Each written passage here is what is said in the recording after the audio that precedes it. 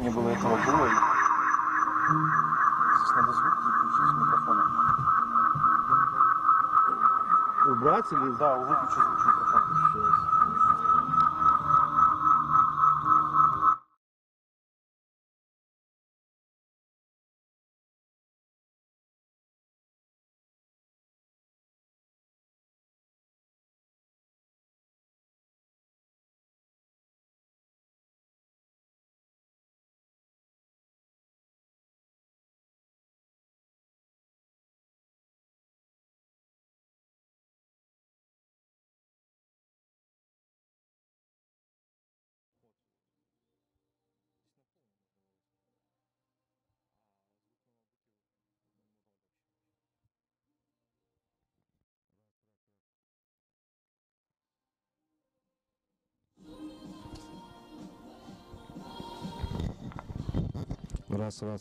Раз. Хорошо слышу.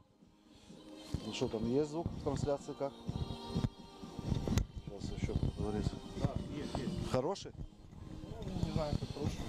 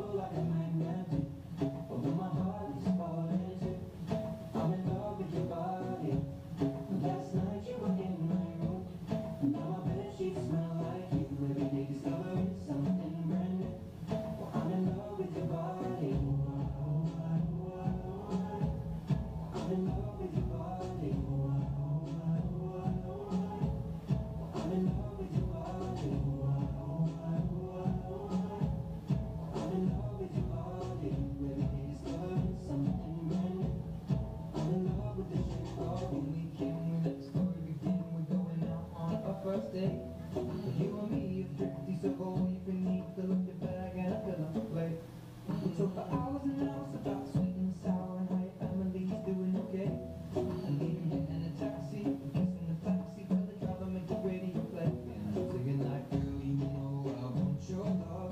Your love was handmade for somebody like me. Come on now, follow my lead. I may be crazy, don't mind me. Say, boy, let's not talk too much. Back on my waist and put that body on me. Come on now, follow my lead. Come on now, follow my lead. I'm in love with the shape of you. We push and pull like a magnet. Although my heart is falling too. I'm in love with your body. Last night you were in my room. Now my bedsheets smell like you. Every day discovering something brand new. I'm in love with your body. I'm in love with your body. I'm in love with your body. I'm in love with your body. Every day discovering something brand new. I'm in love with the shape of you. Come on, be my baby. Come on. Come on, be my baby. Come on. Come on, be my baby. Come on. Come on, be my baby. Come on. Come on, be my baby. Come on. Come on, be my baby. Come on. Come on, be my baby. Come on, be my baby. Come on. I'm in love with the shape of you. Push and pull like a magnet. But my heart is falling too. I'm in love with your body. Last night you were in my room.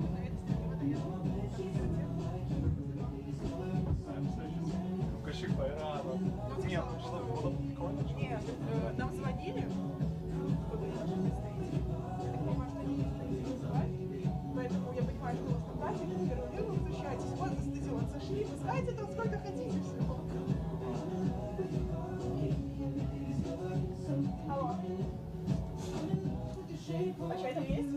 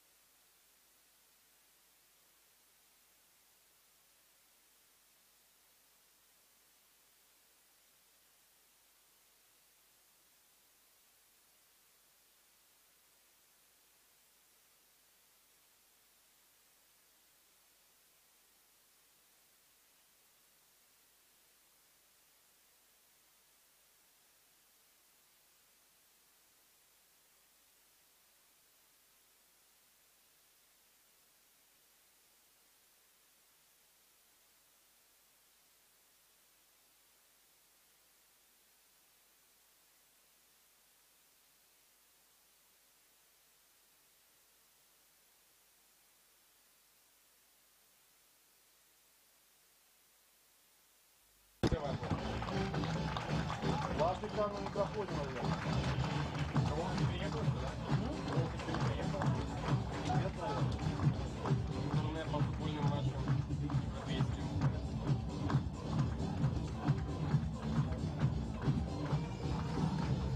Ну, ладно. Чего? Я буду текстово вести.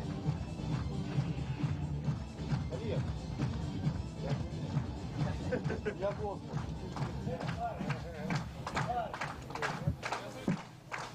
Внимание, звучит государственный гимн Республики Беларусь.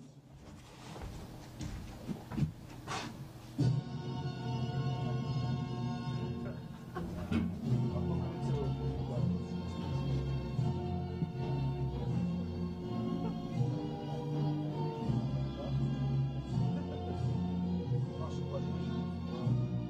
Все планы, тоже правильно. Просто как можно флаг вешать, чтобы к болельщикам задницы поворачивать, я не знаю.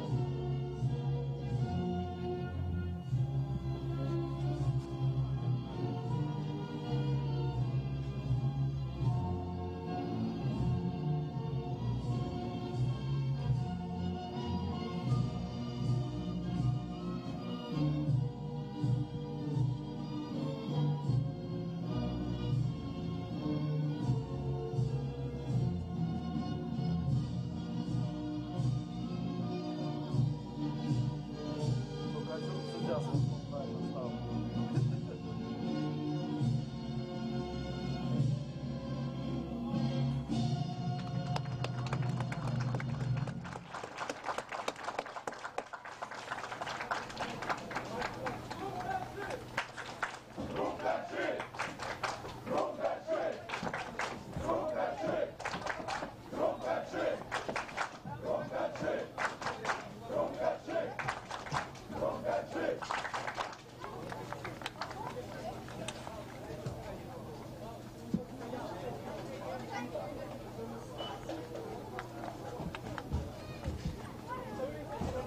Важно сейчас.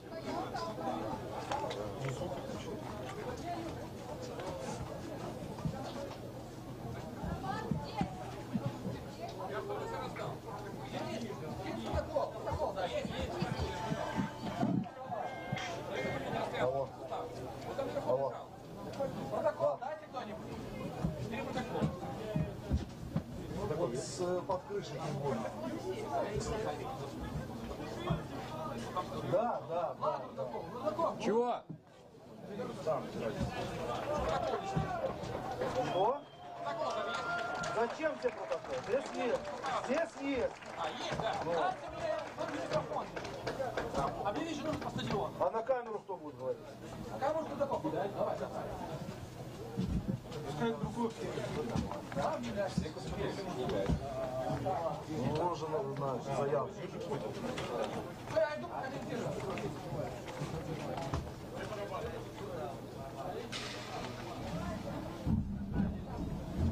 Южик заработал. Леша, микрофон уже работает. Давайте. Уже давно работает. Ребята, спокойно.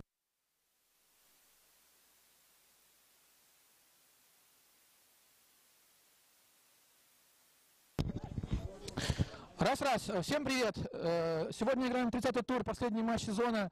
Крумкаши и Вацевичи. Послушаем составы команды исполнения Сергея Южика. Говорим составы команд. Клуб и Вацевичи.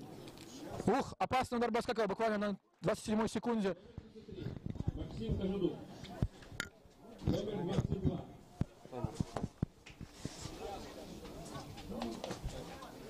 Мичко Артур.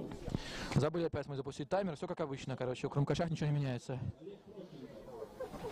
Номер 8. Александр Ванза. Номер 21. Михаил Тумаров. Номер 23. Александр Мяч. Номер 5. Михаил Жук. Номер 3. Ну, вот уже более-менее мы подравнялись. Пишите в комментариях в YouTube и в нашей группе ВКонтакте, все ли окей со звуком. Здесь у нас сегодня крутой интернет, все как в высшей лиге, ребята, все супер. И Южик объявляет состав футбольного клуба Крумкаши под радость приехавших болельщиков. Антон Шутов. Номер 3 Александр. Ежик вообще в порядке, я смотрю, сегодня. Объявляет как молодой. Владимир. Номер 5 Денис. Денис Лукашов. Номер 7 Дмитрий. Дмитрий Гафарьев. Номер 8 Игорь. Игорь Макаров. Номер 10 Ярослав. Ярослав Полинов. Номер 25 Кирилл. Кирилл Алексеян. Номер 8 Павел. 28. Павел Баскаков. Номер 28. Номер 49 Сергей. Сергей Кошин. И номер 54 Дмитрий. Дмитрий Жданов. Главный тренер команды Алексей Леонидович.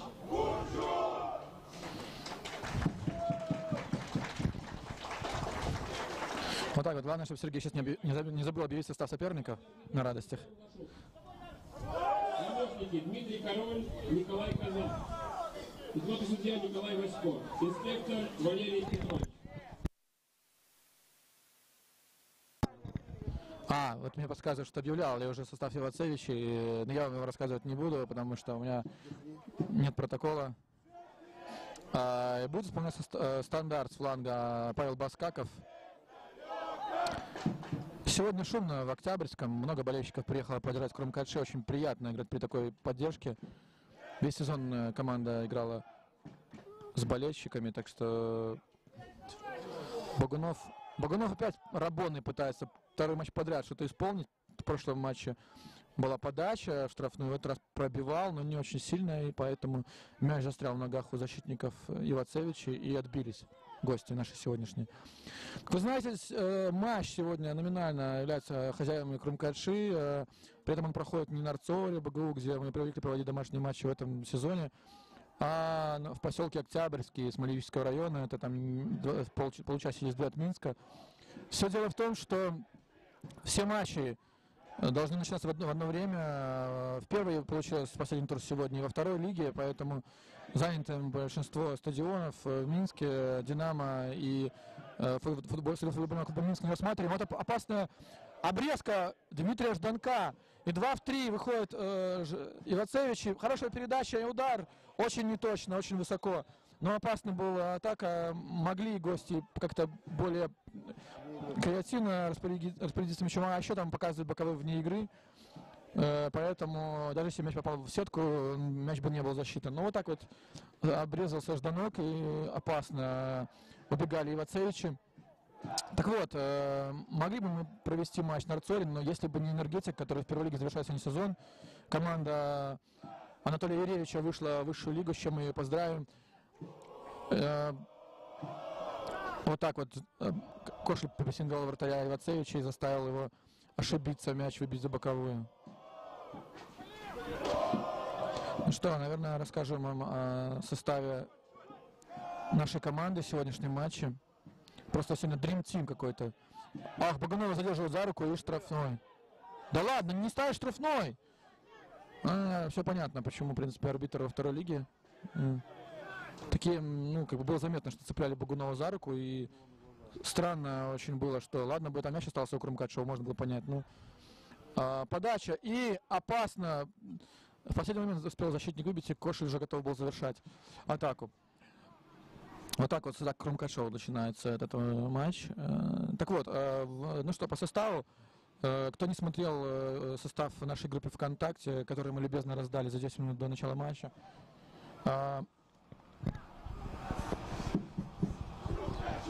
в воротах Антон Шунто, 14 номер. В защите традиционный уже дуэт для нас Владимир Шибека и Александр Булина под 4-м и 3-м номером соответственно. Справа вернулся в игру после дисквалификации Дима Гахарин, номер 7. Слева Кирилл Алексеян, номер 25. В центре поля Крумкадшев, номер 5 Денис Лукашов. Номер 8 Игорь Макаров, 54-й капитан команды Дима Жданок, 28-й Павел Баскаков, ближе, наверное, будет играть атакующего полузащитника, ближе к воротам соперников. И 2 нападающих, Ярослав Богунов и Сергей Кошель. Пас на Богунова, Баскаков отдает, и Богунов будет Ну что этот придумал Богунов, и очень слабый получился прострел. Этот, казалось, мяч уже вышел за боковую, умудрился Богунов прострелить, но...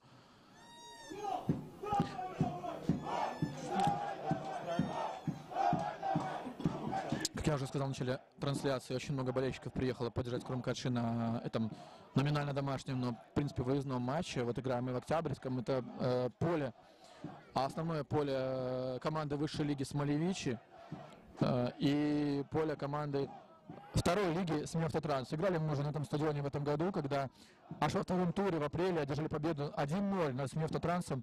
Тогда Крумкачи только вкатывали в сезон, только обновили состав, и тогда странный гол забили наши ребята. Алексеян подавал с углового. Кстати, вот сейчас классно Баскаков сыграл. Посмотрим, чем атака закончится.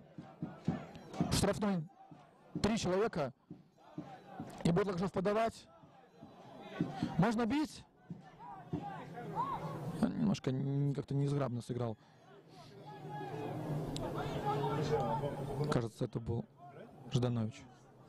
Жданок. Почему Жданович? Я сказал Жданович. Почему Жданович? Жданович это не из нашей команды, это с другой какой-нибудь.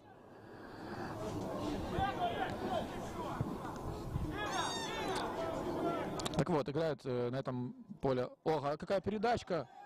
Странно, что Кошель не попытался черпачком перекинуть, как-то не построился под мяч, что ли.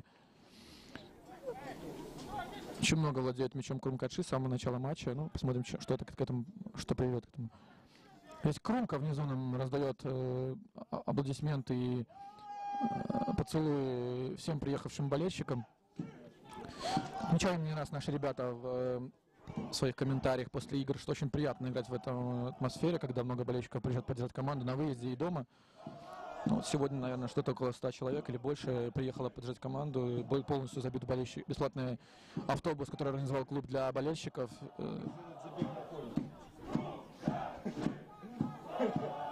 И не обошлось без традиционного вывода детьми футболистов команды Крумкачи на поле. Даже в этом матче, который было сложнее добраться болельщикам из Минска, но набралось необходимое количество детейшек, которые смогли вывести любимых футболистов на поле. Это очень здорово, потому что футбол в первую очередь для людей, для семей, для маленьких детей, для их родителей, а не для того, чтобы просто проводить соревнования и отчитываться потом верхам.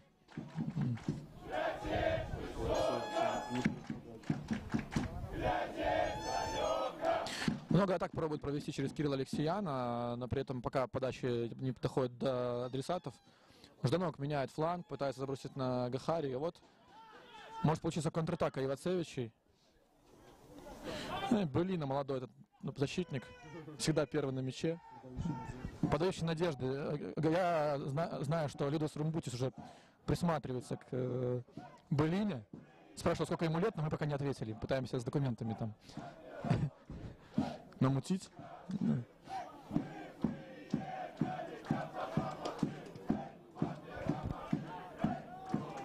Вне игры здесь зафиксировал боковой арбитр, уже второй вне игры Ивацевичи за эти несколько 10 минут прошедших.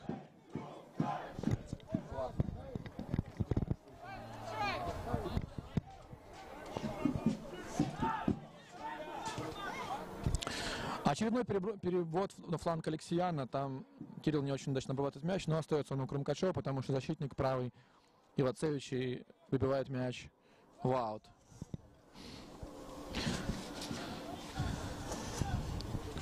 Сегодня решается судьба золотых медалей и серебряных, собственно, даже и бронзовых в чемпионате второй лиги. Спутник выиграл? Спутник, вот говорят, что Спутник свой матч провел раньше, несмотря в обход регламента, как-то у них получилось это сделать. Сыграли они в 11:30 с Горками, обыграли Горки 7-0. В Гомеле они играли в 11:30, напомню. Хотя на самом деле всем известно, любителям футбола белорусского, что было принято такое решение не играть раньше 12 утра. Но по каким-то причинам смог Спутник сыграть в 11:30 и победил Горки. Следовательно, там у них, если даже ашмяне победят в гостях, то равенство очков будет у Спутника и ашмян. Но, Олег, там, наверное, у них личные показатели, да, вступают в силу? Спутник 2 игры выиграл? Спутник выиграл 2 игры, ашмян мне подсказывают. И, следовательно, даже если ашмяне сумеют обыграть в гостях, что будет очень сложно. То есть, получается, видите, как раннее начало матча Реческого спутника означает то, что ашмяне потеряли мотивацию, но мы верим до последнего в том, что ашмяне сыграют в честный футбол, попытаются отыграть очки у спутника, Руха, прошу прощения, и там, как у нас здесь. Но для этого нужно нам выиграть свой матч. Не просто там надеяться на ашмяны, а еще победить крепкую команду из Ивацевичей. Не просто было в первом круге, там то ли 3, то ли 4-0 мы выиграли, но 4. Но долго сохранялся этот счет 0-0, там до 30-й минуты, кажется, и только Коша сумел размочить вратаря, и потом уже голы посыпались. Холодно сегодня в Октябрьском, я как знаю, все в Беларуси. Не знаю, что там в Брестской области, там обычно градусов на 15 теплее, наверное, в связи с какими-то климатическими особенностями, расположением города. Но даже вот стоять холодно, держать микрофон без перчаток холодно, если честно, поэтому я, может, пойду погреюсь в перерыве. Аня будет комментировать. Как мы будем разыгрывать?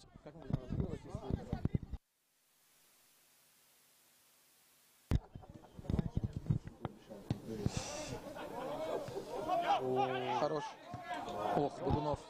Богунов сильно левее ворот пробил. Неплохо сбросил ему Кошель, было время подумать, но много защитников. 2-3 защитника стало перед Богуновым и принял решение ударить со второго касания, но слишком неточно.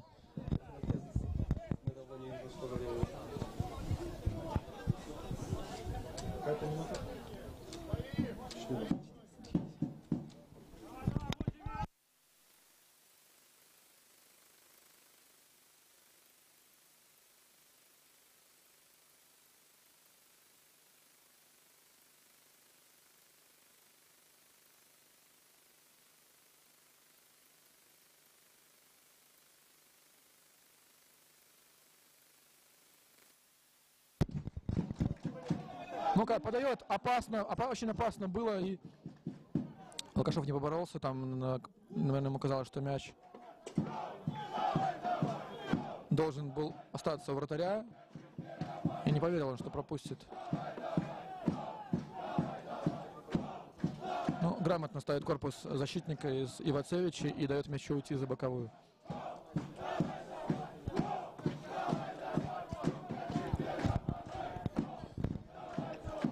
Да, много активности запланировано у нас сегодня и в перерыве, и после матча. Несмотря на то, что играем и в Октябрьском,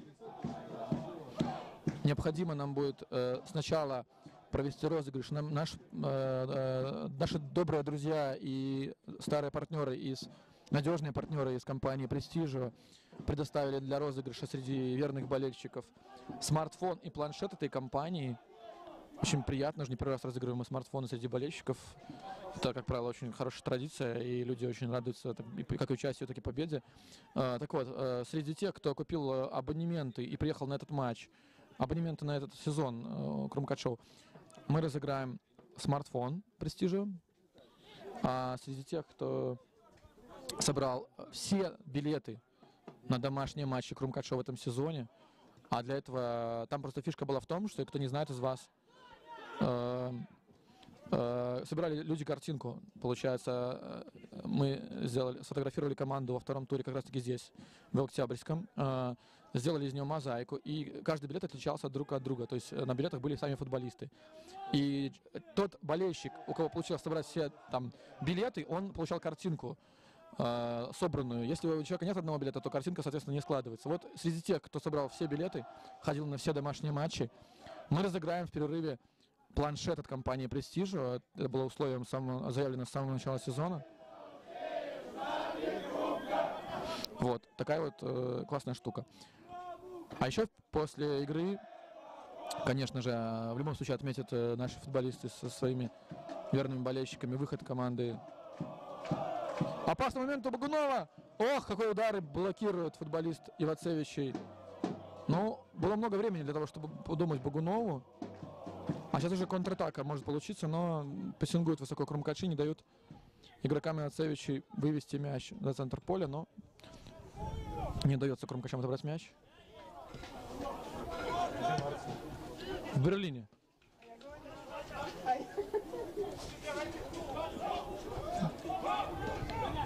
Лукашов с мячом может пройти, но немножко медлит. Придется ему назад отыгрывать. Сзади Гахария, Багунов. Видит Жданка.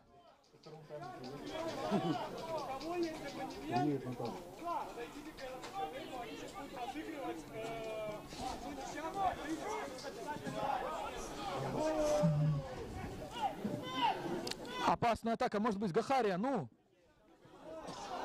Классно прострелил Гахария, к сожалению, никто не откликнулся на передачу. И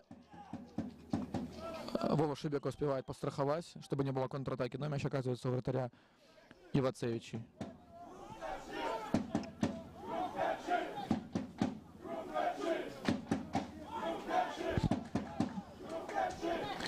Сейчас открою комментарии на YouTube для того, чтобы посмотреть, как там еще проходят дела.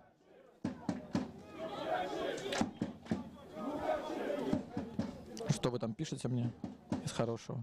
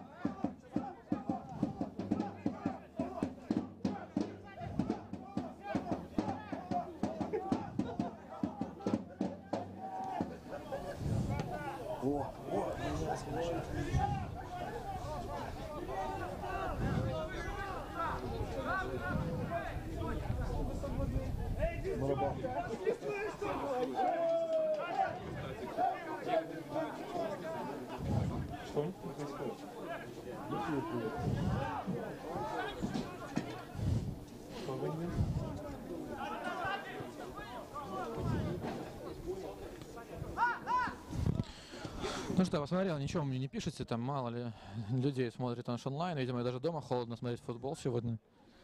Ребята, если что, включите батареи или там бойлер, что у вас там, сходите, попейте чаю. Отлично проходит Баскаков, тот получил травму, кто-то из футболистов Крумкачев, атака продолжается. Ой-ой-ой-ой, как здорово разыграли Крумкачи, и может получиться опять контратака, видите? Кто получил повреждение, непонятно, там Денис... Кто? Игорь Макаров, понятно.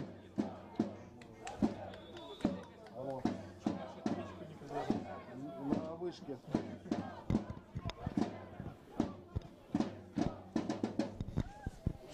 Шло.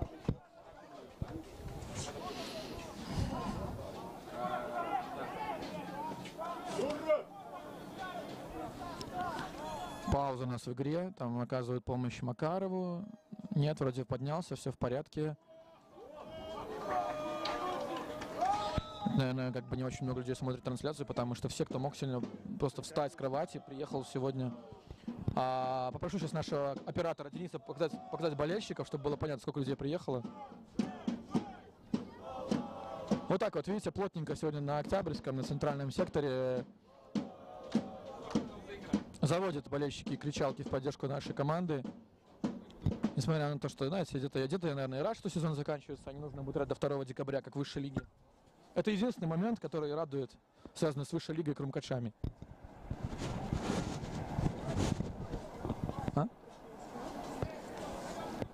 Да, кстати, сегодня вот подсказывают, что сегодня наш матч посетил Фил Иванов, тоже на трибуне, вместе я видел с Лешей Василевским, они сидят вместе.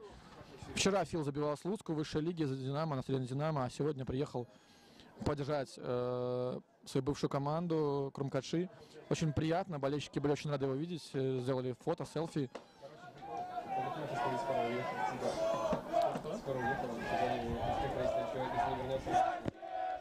Что? Скоро уехала.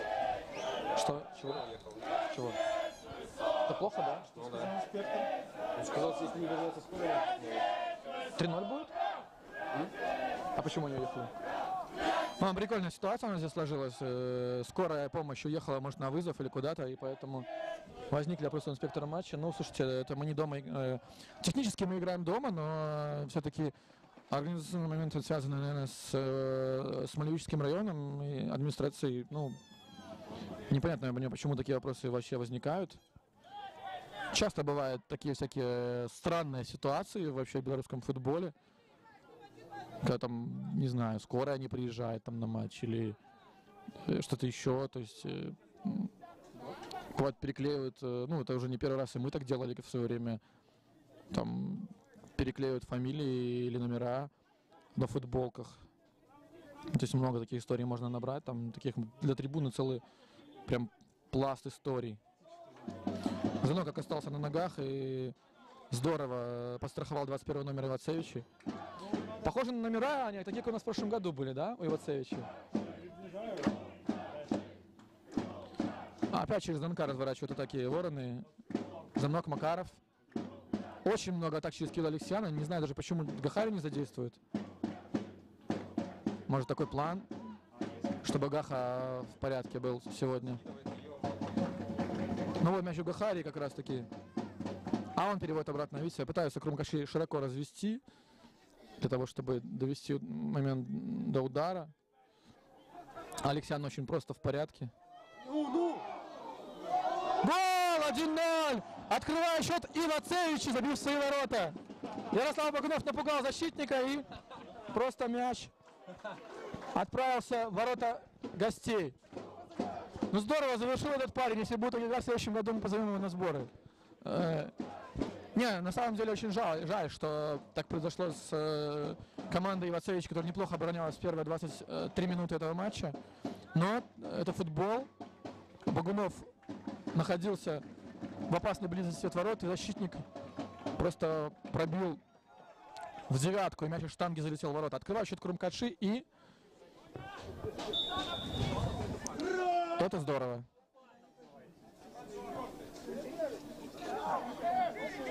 Гол! Мяч у ворота футбольного клуба Ивацевичи забил игрок футбольного клуба Ивацевичи, номер 21 Михаил Тупалов. 1-0. У них 0 по нулям. А, по нулям?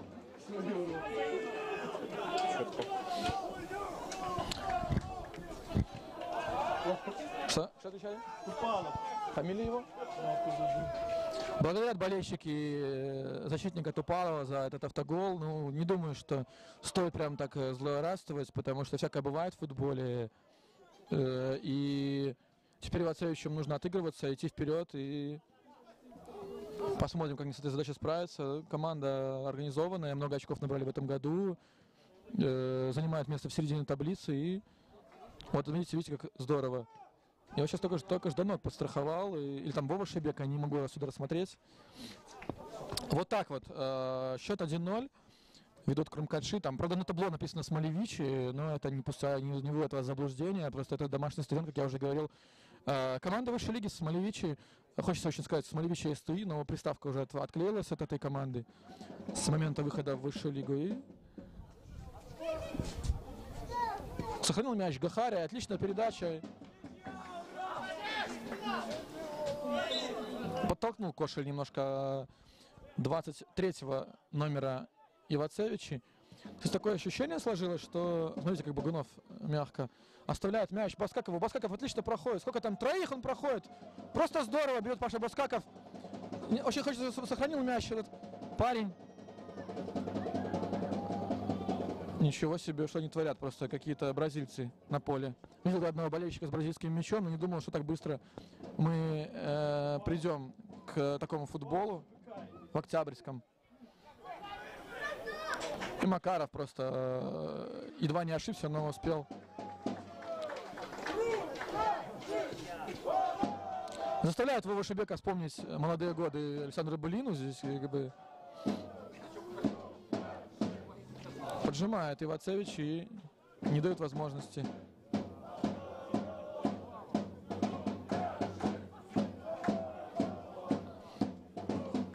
Немножко не хватает Алексеяна, чтобы получить эту передачу от Баскакова. Отлично играет. Денис Лукашев перехватывает мяч. И пас на Кошеля. Один штрафной. Ярослав Багунов. А нужно отдавать на Лукашова. Или Гахария. Кто здесь? Наверное, Гахария ближе всех. Ну, Коше нравится просто с мячом водиться. Он с детства так занимается этим. Никому его не отдает.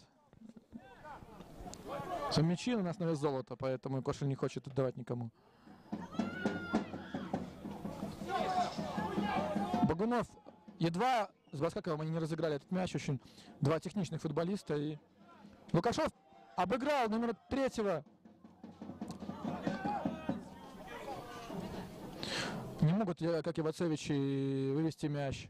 Ох, ну некрасиво играет 23 номер, бьет уже по ногам. Автогол. Нас пропустил директор нашего клуба этот гол. Мы рассказываем о том, что Багунов вышел на ударную позицию, а защитник пробил точно в девятку. Что? Они будут, да? Он скоро уже. А, все. Ой. Стало плохо. Давление. И что, потом и вернуться? Уже вернулись. Ага. Теперь бабушка все в порядке? Да. Бабушку привезли. Вот рассказывают о том, что здесь пожилой жительнице поселка Октябрьский стало плохо, и скорая вынуждена была отлучиться. Прямо на стадионе? А кому? Паша Волчевского? Бабушки какой-то. Надеюсь, не Паша, надеюсь, не Паша Волчевского, бабушки. В общем, но скорая уже отвезла, я так понимаю, в... Так, И поэтому скорая вернулась. Надеемся, пожелаем здоровья этой женщине. Все-таки в первую очередь здоровье самое важное, и тогда она сможет посещать матчи не только нашего клуба, но и все остальные. Еще один угловой будет подавать Крумкадши. Там прикольно меняется. Никто не хочет подавать угловой. Макаров придется. На пальцах выбрасывают, кому подавать. Там Макаров, Багунов. Если нужно, Максим Копцов может подать угловой, только единственное, хватит ли у него сил добить до центра штрафной площади. Ты собрал данные или нет? А? Данные собрал? Да? Абонемент. Сколько всего получилось? Я не считал. Ну, посчитай.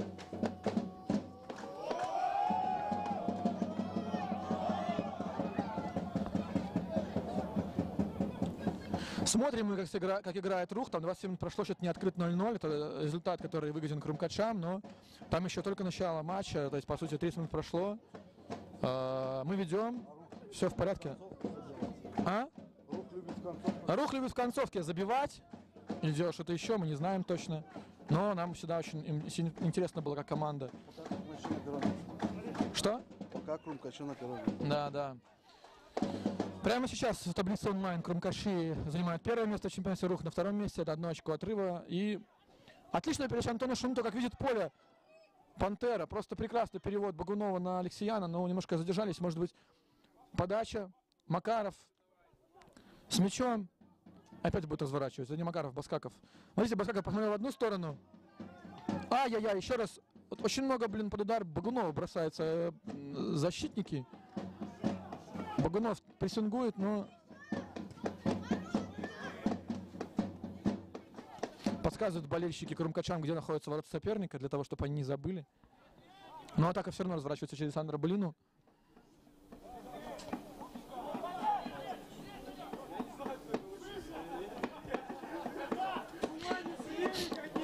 Прошла ротация в воротах Крумкадшов после последнего матча с Энергетиком БГАТУ.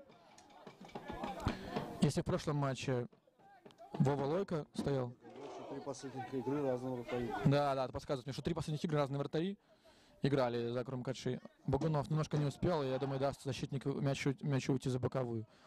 Так вот, да, еще с Горками играл Тащун, потом с Энергетиком играл Вова Лойко, а сегодня в воротах Антон Шунто. Такое ощущение, что просто попросил Лукаш, чтобы всем 3 вратарям дали сыграть по матчу. Шунто дома хотел сыграть. Слышь? Шунто дома хотел.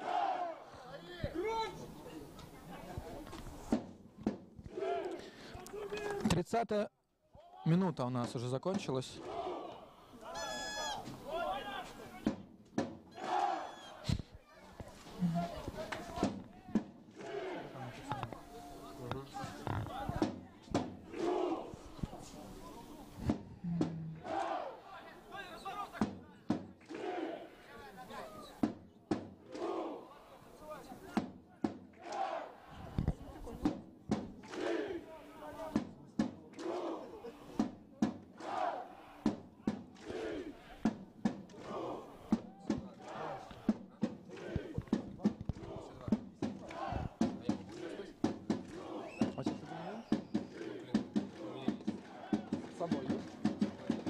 шансов.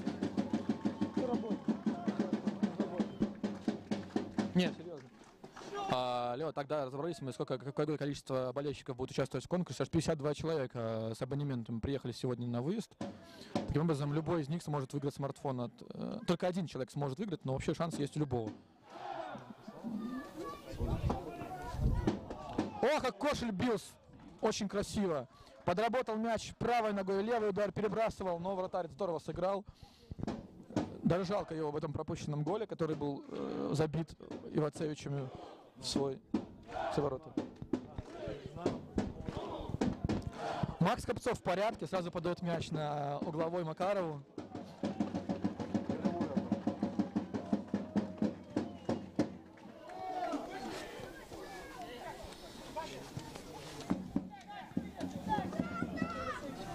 Неплохо цепляется 17 номер за мяч, там обошел он Гахарию.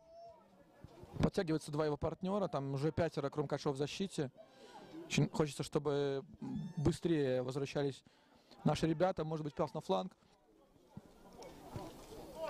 И Антон Шунтов в порядке. Сразу первый на мяче, берет мяч. Болельщики в восторге, все здорово. Здорово, классная передача на Баскакова. 1 в 1 остается Паша против защитника, смещается в центр. Ждет, пока помогут ему Жданок. Ну, немножко Жданок спижонил, на самом деле. Мог бы немножко как-то быстрее пойти на мяч, но... Опять атака Ивацевича, опять без центра поля. Как-то мы играем последние пару минут. Смотрите, какая передача здоровская на левый фланг. 21 минут здесь против... Все, очень мимо идет мяч. И Антон Шунто недоволен, показывает, что нужно быстрее отбирать мяч у соперника, не давать им даже доводить дело даже до такого удара, потому что любой удар может стать голевым.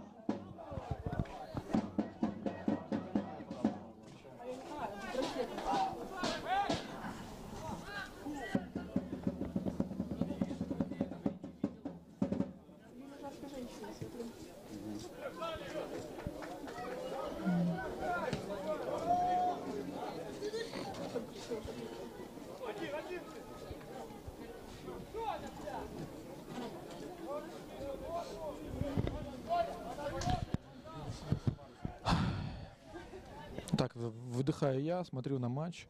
Гахария с мячом, Жданок. На холоде отключается. Вот видите, iPhone на холоде отключается, а смартфоны Престижа, которые мы будем разыгрывать, всегда работают. Багунов с мячом. Делает передачу, ну и... Ой, да ладно, не было. Кто там упал? Алексеян? Красиво упал Алексеян, конечно. Почти как Рахим Стерлинг в матче Манчестер Сити Шахтер. Но там, по крайней мере, не было касания. А здесь-то...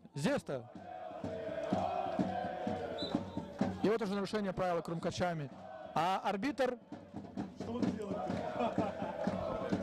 Ну, конечно, Алексеян упал так, что можно было Оскара давать сразу. Красиво так. Я думаю, даже если был удар по ногам, то может быть это, что именно падение было таким артистичным. Арбитр в него не повелся, не поверил. Ну, отбились Ивацевичи.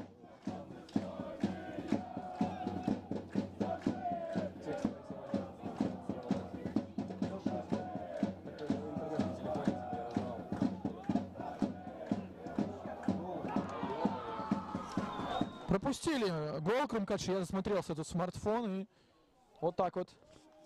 Интересно, как так вышло? 1-1.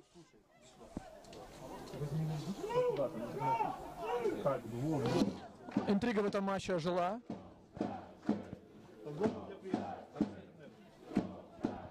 Посмотрим мы сейчас трансляцию, как это случилось.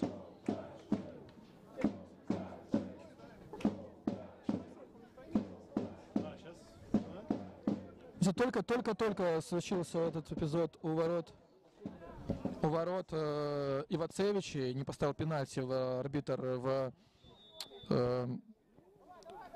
ворота гостей. Там Крумкачи что-то долго булки мяли. И, да, буквально минута прошла, на самом деле.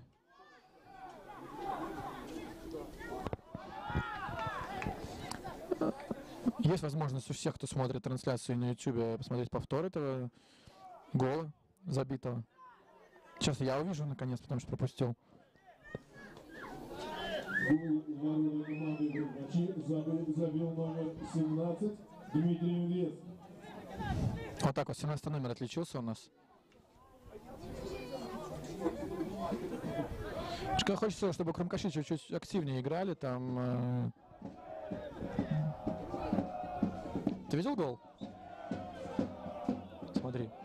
Пас 21 номер отдал. Вот тут 18-му. Тут берет. Тут пас вот сюда. И Жданок пропустил из опорной. Ой-ой-ой-ой. Вот как он ударил. Очень, конечно. Получается, ударил, заблокировали, никто не подстраховал. И с близкого расстояния Антону Шунто было мало шансов для того, чтобы... Блин, просто прекрасно. И Богунов бьет очень неточно. А кто я сказал? А я сказал Былина? Я сказал... Ну, понятно. Я просто хочу, чтобы Богунов все время забивал.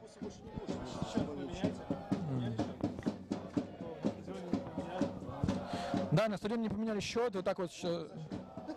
Да, к сожалению, 1-1. Команде из Ивацевичей респект, смогли сравнять ребята счета, там добил 17 номер мяч.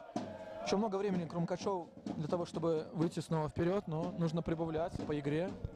Эти моменты нужно реализовывать. Так вот Богунов очень долго думал перед тем, как отдать на партнера передачу, и там сумели накрыть. А удар, кстати, не заблокировал Дима Жданок. Мы все это отмечаем, потом расскажем Алексею Леонидовичу. Передача на Богунова. Никого нет, и нужно замыкать. Все, вторым темпом набегал Алексей, очень активно сегодня кидал Алексей по своему левому флангу.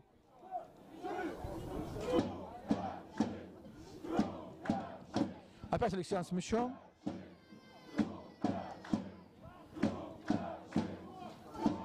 Чтобы Богунов пока не цепляется за мяч. Все удары блокируются.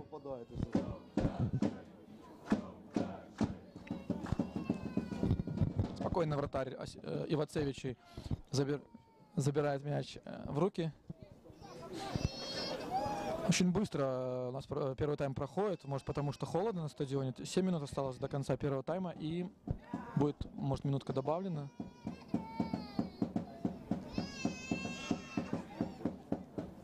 Дети плачут здесь у нас, видимо, недовольны счетом. Глеб Зыль недоволен счетом матча. Требует, чтобы Крумкаши забили второй мяч.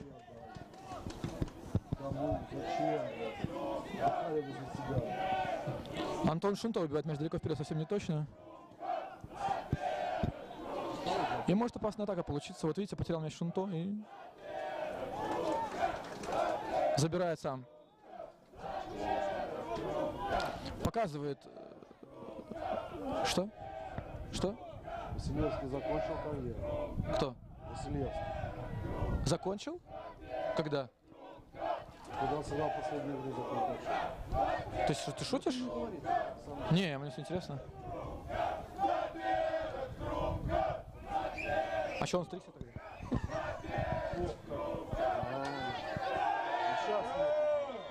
Ну, боковой, конечно. Один можно было поставить. Да, интересно. То есть был, конечно, такой немножко толчок со стороны футболиста Ивацевича на смотрение арбитра.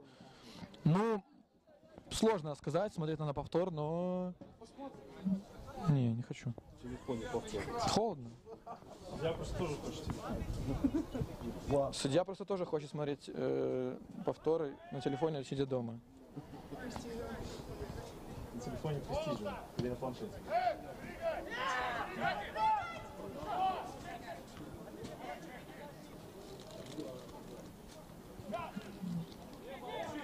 Ну ладно. Хотя бы... Skywalk пишет наперед Крумка. Привет, Sky. Если смотришь эту трансляцию, очень здорово. Сегодня, видишь, пока без тебя 1-1, но надеемся, что команда прибавит. И еще в перерыве господин Слышал, что это Кучук даст импульс нашим ребятам для того, чтобы они могли. Там на защитник метре это ГК. Между прочим, Рух пока что 0-0 играет. Но мы по классике. Если нам надо выиграть, обязательно... Если Рух нам дает шансы, то мы не пользуемся, как это было в одном из недавних туров, когда с Викторией из Марина Горка Рух сыграл дома 3-3, прям 3 гола пропустил, а потом в этом же туре не смогли брать сильную команду «Спутник Речица», но тем не менее вели 2-0 и упустили победу, пропустив аж дважды во втором тайме.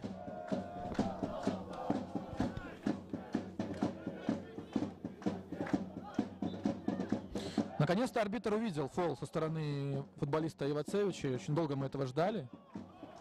Правда, не в штрафной соперников, а на половине поля Крумкачев.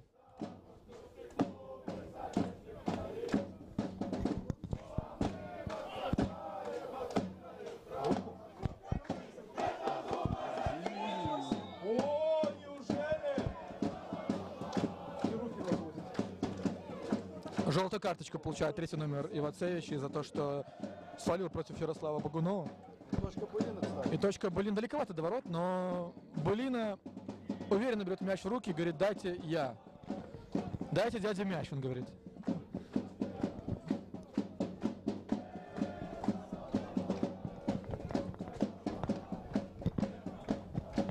Посмотрим, как этот стандарт завершится у ворот Ивацевичей. У мяча Жданок и Булина. Видели мы забитые мячи Александром Булиной в аналогичных эпизодах в этом году. Там было чуть, может, ближе до ворот, но тем не менее очень опасный момент может получиться.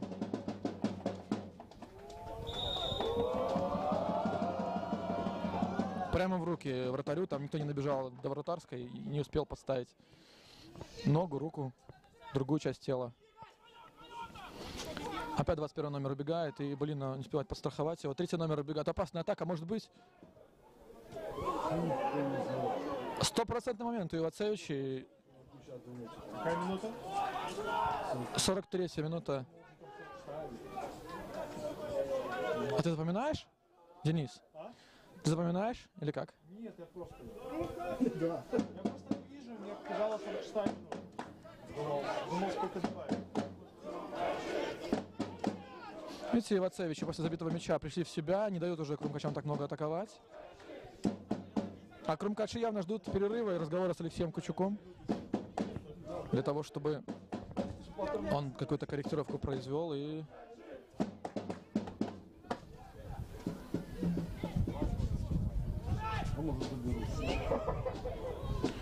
Лёва Шибека не дает болельщикам заскучать.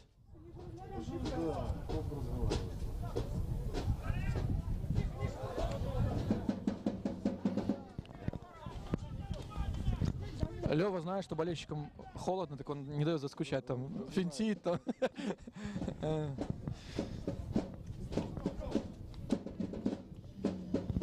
Жданок очень низко опускается для того, чтобы принять мяч, разогнать атаку по левому флангу, там Булина. Явно будет отдавать на Алексеяна. Ну, очень сильно и быстро требуется ввести мяч в игру. Игорь Макаров с мячом. Что Макаров сможет подать в штрафную? Был бы очень красивый гол, конечно. Кошель сумел подстроиться, вот нападающий. 20 секунд до конца основного времени первого тайма.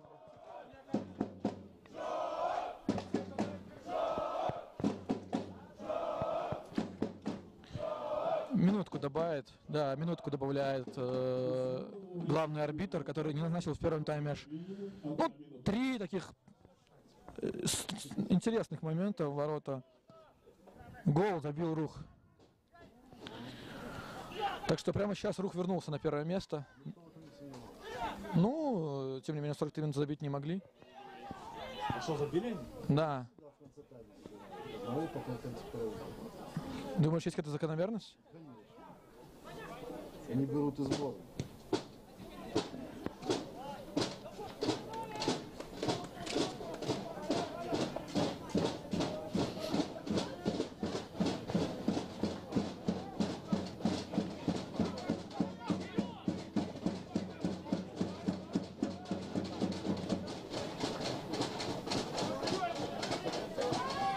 Неплохо отдавал Гахарьяна. Нужно отыграть Жданку, и Жданок будет подавать штрафную. Нужно сказать Жданку, что мало времени осталось. Ох, снимает в последний момент с головы.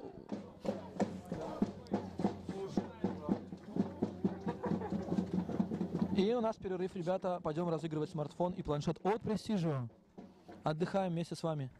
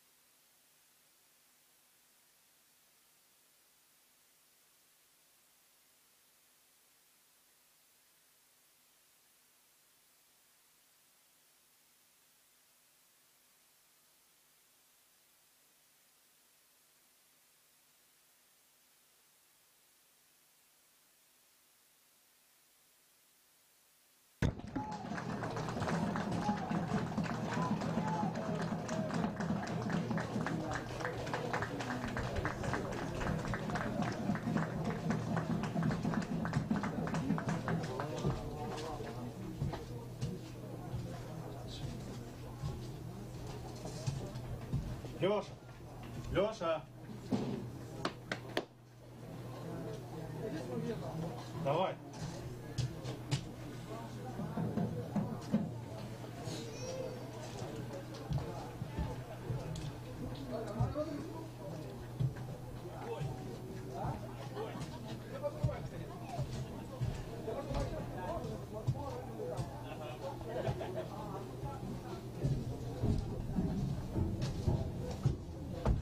Нормально был вроде, смотрел ты? Что? Вроде нормально был? Я был сам. Чай пил? Нет, я просто отогревал руки. Я пальцев не чувствую. Ну что, ребята, возвращаемся мы в трансляцию. Второй тайм матча Крумкаши и Вацевичи. Поехали. Сейчас уже будет стартовый свисток главного арбитра, разминаются команды. И после первого тайма счет 1-1. Оба мяча забили гости из Ивацевичей. Вначале отличился защитник, забивший свои ворота, а потом сравняли. Я внутри с пальцем, я пальцев не чувствую. Я даже, я пытаюсь пока себе никого не разумею. Ого, ничего себе. Замены в составе футбольного Аж 2 человека. поле покинул номер 28 Павел Баскаков. И номер 49 Сергей Кошин. Дякую за рубль. В игру вступили Алексей Кадневич, номер 8. И Дмитрий Паркачев, номер 1. Может вот ноутбук попробовать, если... Ну что, замена у нас состоялась, 2 замены, прям в перерыве, что не свойственно для Алексея Кучука. Видимо, уже разгулялся в конце сезона. На поле вышли Пархачев и Ходневич вместо Баскакова и Кошеля. Видимо, будет перестраивать как-то нападение Алексей Леонидович.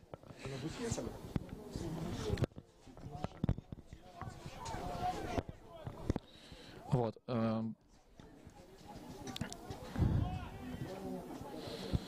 Пытается схода Крумкаши завладеть инициативой в мяч у Ходневича.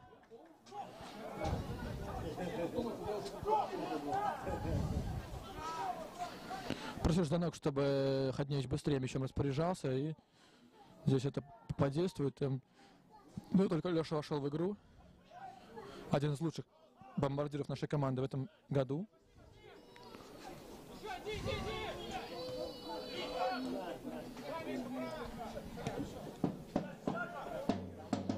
Макаров отлично проходит двоих, отдает неточную передачу на Богунова. Призывает Антон Шинто защитников помогать друг другу.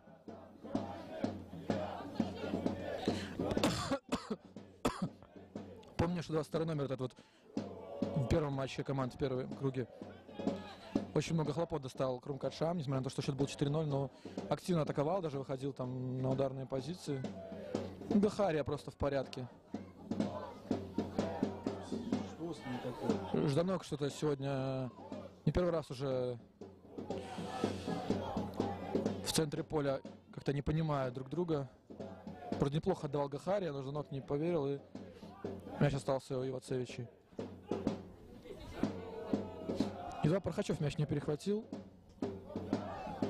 А вот уже Ивацевич на ударной позиции бьет, и прямо в руки Антону Шинто, но опасно было. Антошка сейчас попытается разыграть мяч.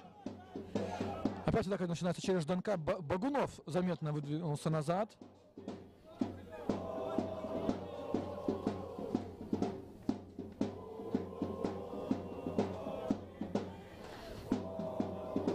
Успел защитник убить мяч за боковую линию.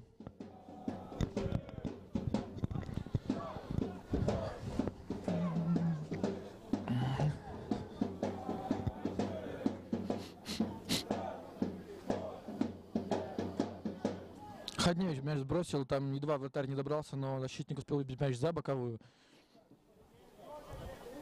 Явно будет усилять атаку Крумкашова за счет забросов Алексей Кучук, потому что если высокий Ходневич, будет больше атак верхом. Вот сейчас еще одна подача и не успел зацепиться Ходневич, но...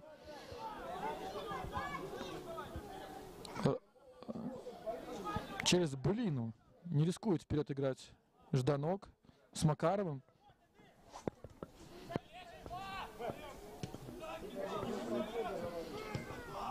И сейчас уже призывает вратарь гостей выйти. Ну, да, была игра локтем. Несмотря на то, что прикрывал игрок Ивацевича лицо, но мяч попал в руку и будет назначен штрафной.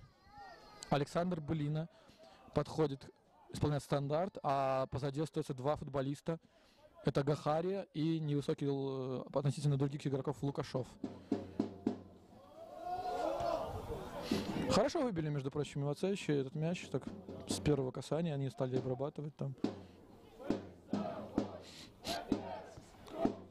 Как я уже сказал, в самом конце первого тайма в матче, который проходит одновременно с нашим, Рух забил гол Ашмяном, и после этого гола именно команда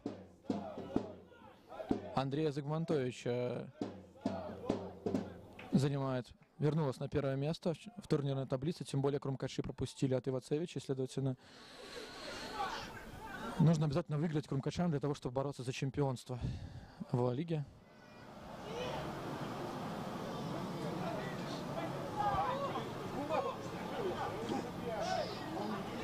Опасно, смотрите, 4 футболиста в красном против 4 Крумкачев в атаке. И Былина заставил футболиста Ивацевичей упустить мяч за боковую. Очень, там или Былина, я по-моему, или Шебека там очень внимательно сыграл. И нужно быстро переходить к Крумкачам в атаку. Как-то очень много времени тратят на то, чтобы перейти в центр поля. Богунов здесь просто, ну, сейчас едва не ошибся. И повезло, что подстраховал сам себя, и здесь...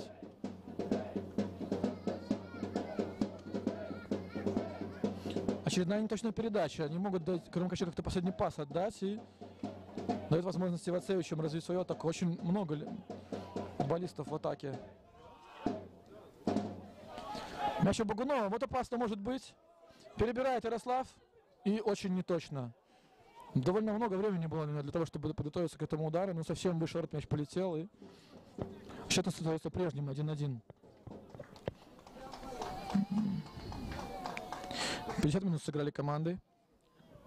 Даже 51.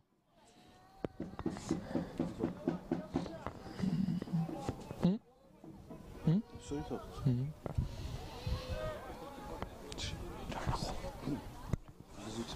Вообще.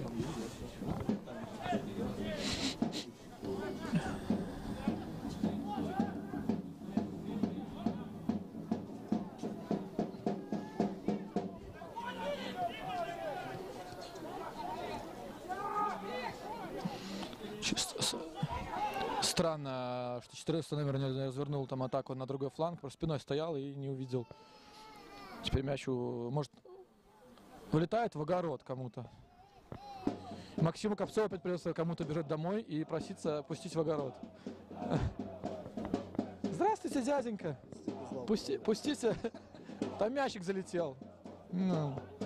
Особенность этого стадиона, что он находится прямо рядом с частным сектором. И мячи часто улетают реально в настоящие огороды людей. Мяч у Богунова. Что делает Ярослав?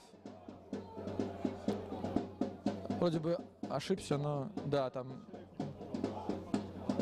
атакуют Крумкачи, но пока без какого-то обостряющего паса или удара. Очень много владеют мячом, но хочется увидеть какое-то осмысленное действие. 3 номинальных нападающих на поле у Воронов. Это Ходневич, Пархачев и Ярослав Богунов. Кошеля заменили в перерыве. Неплохо сегодня выглядит Кирилл Алексеян. Зарабатывает угловой.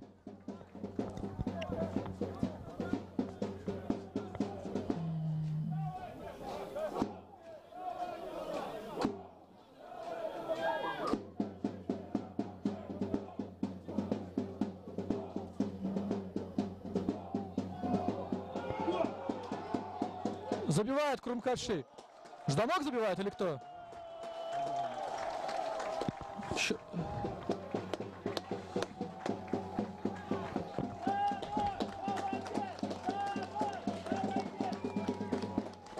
Вот так вот, становится счет 2-1 в нашем матче. После подачи углового.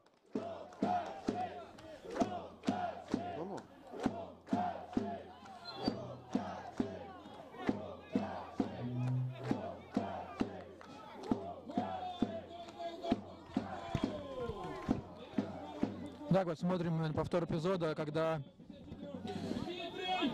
Игорь Макаров подавал угловой.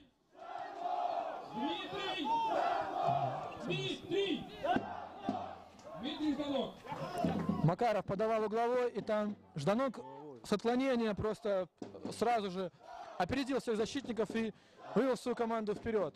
В общем, я не могу вспомнить, сколько там у мячей у Жданка, кажется, 12 или 11 уже. Посмотрим, сейчас я зайду в нашу группу ВКонтакте, там вся статистика. Ну вот так вот. Снова выходит вперед Курмхадши.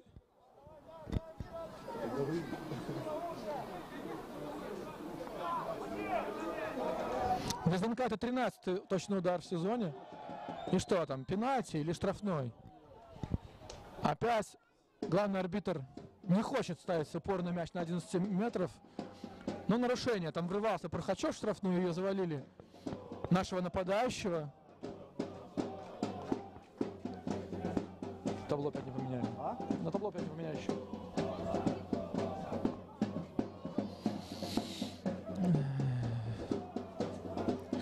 Несколько человек у мяча, там Леша Ходневич может левой ногой пробить, мы знаем. Былина, конечно. И Богунов недалеко, так что тут интересно может быть розыгрыш. Макаров на линии штрафной. Много людей у Курмхадши в атаке. Остаются все те же люди. Гахария. Ой, я совсем не точно. А кто бил? Былина все пытается забить свой 3-й мяч в сезоне. Был у него период, когда он 2 матчей подряд отличался, там именно со штрафных, и это очень здорово выглядело. Может Александр пробить, умеет.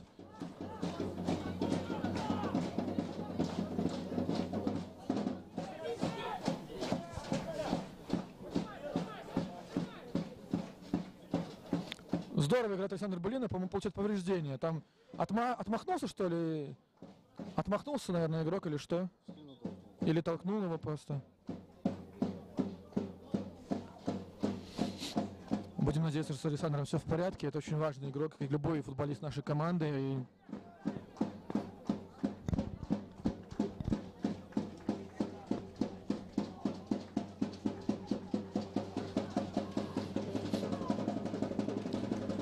Сейчас Ивацевича вернут мяч соперникам.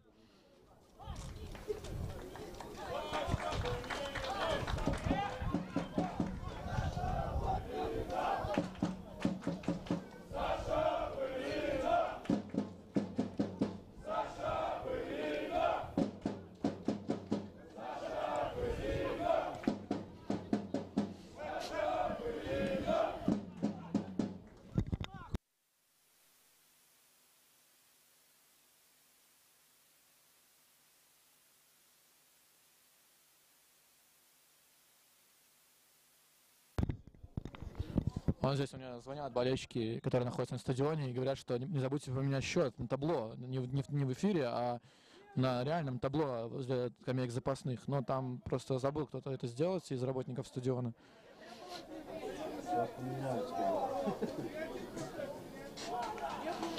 Опять Богунов рвется в атаку.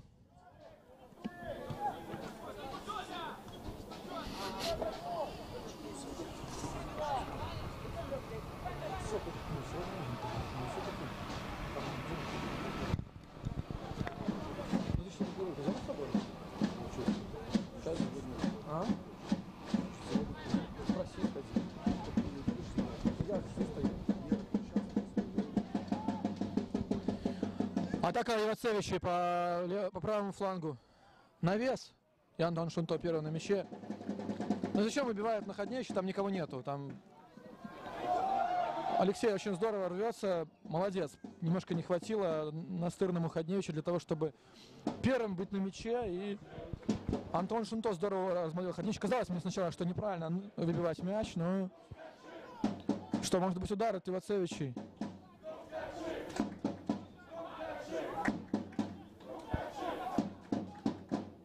Гаха первый на мяче и начинает атаку Крумкачев. Нет, остается мяч у гостей. В нападении один Ходневич. Получается, Прохачев отходит глубоко назад для того, чтобы в моменты атак соперников не давать им численное преимущество. Интересно. Очень дает играть арбитр сегодня. Правда, не всегда эти решения однозначные. Ну, смотрим пока матч. Гахария дал прострелить, и Жданов первый на мяче выбивает мяч на угловой. Холодно.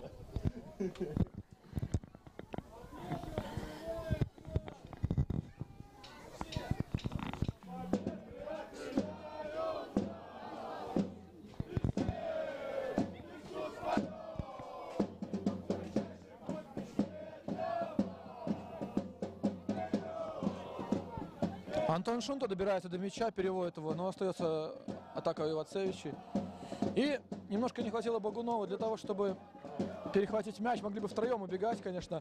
Похожий гол забили ребята из Крумкачева в Марьиной Горке, когда Богунов пробежал полполя после подачи стандартом соперников.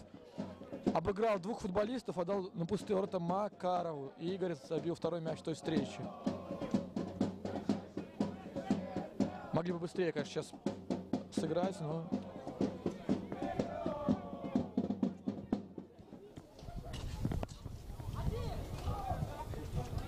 Там редкий случай, Богунов сыграл головой. Нужно запомнить этот день.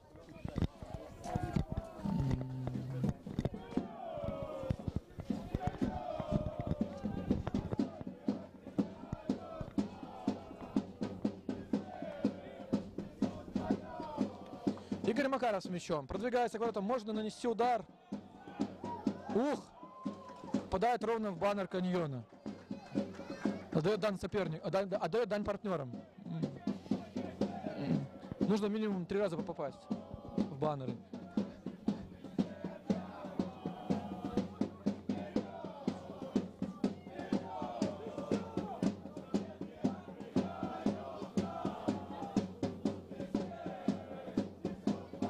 Неплохо переход Крумкачев в атаку. Остается мяч у Воронов. Кто там такой, я не вижу. Это Лукашов, что ли, подает. И можно бить. Кирилл Алексеян под левую ногу подстраивал. Если бы правый, конечно, попытался пробить, возможно, было бы совсем не точно. Знаем мы, что Кирилл левша, и поэтому...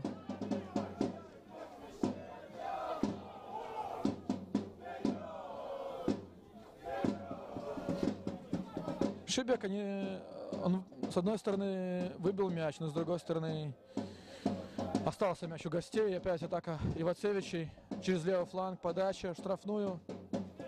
Гахария много раз уже сегодня выбивал мяч из штрафной, вот по флангу своему. Вроде как не бросается на соперника, а дает возможность подать на первом же самом мяче. И бывает. Наконец-то и арбитр засвистел.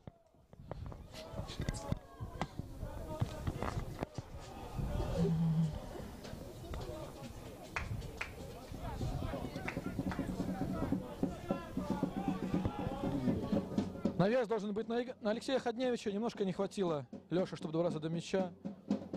Пока ни одного удара не нанес Ходневич после выхода на замену, но верим, что будут у него моменты, сможет он отличиться и порадовать болельщиков.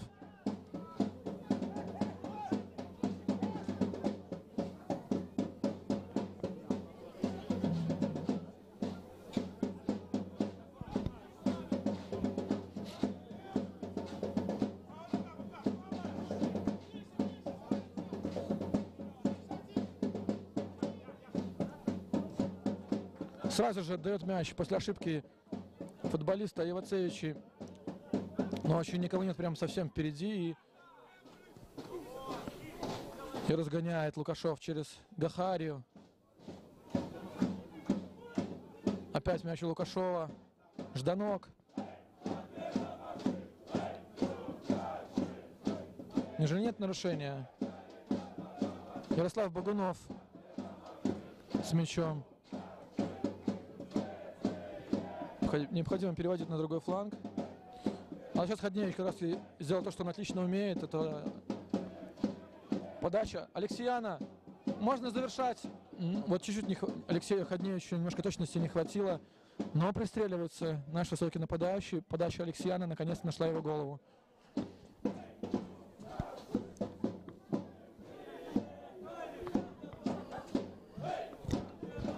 Да, видите, какая сейчас интересная ситуация сегодня у Крумкачева, их болельщиков. Получается, с одной стороны игра домашняя, но с другой стороны необходимо было ехать на выезд, что всегда интересно, и поддержка всегда совершенно отличается. А вот сейчас момент у Ходневича перебрасывал вратаря, но немножко вратарь, ну, молодец, прочитал этот момент, понимал, что он будет перебрасывать, и выставил руку и забрал. Стрел еще? А? Потом. Вечером.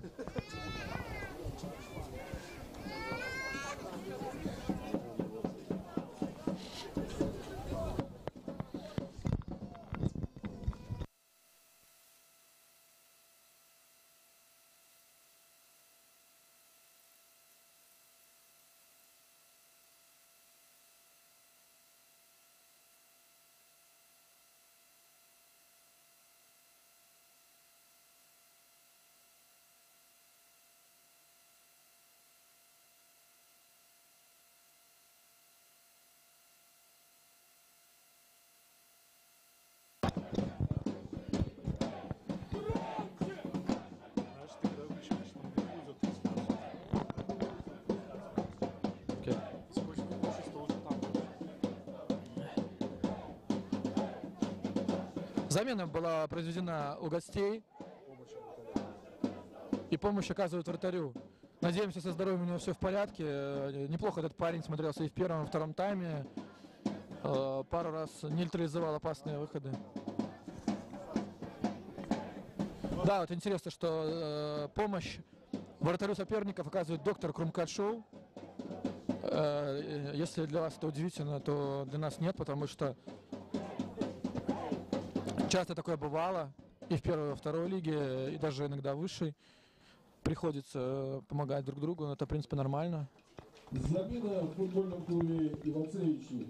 Посчитать. Вместо номер 7 Сергей Каток в игру вступил номер 20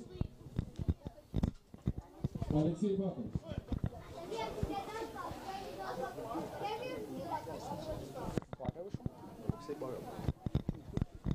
Да, шутят здесь болельщики, что Батэ выходной сегодня, и поэтому Алексей Бага приехал выйти на замену за Ивацевичи. Там просто похожа фамилия у человека.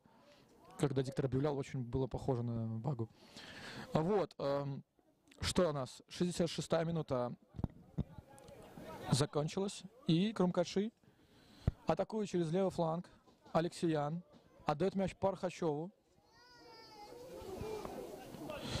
Пархачев обходит двоих, отдает снова в центр на Макарова. И Макаров сумел. Здорово сыграл Макаров. Нужна классная подача. И немножко не хватило Богунову для того, чтобы добраться до мяча. Прямо во вратарскую была подача. Прям такая падающая мяч. Здорово Кирилл Алексеян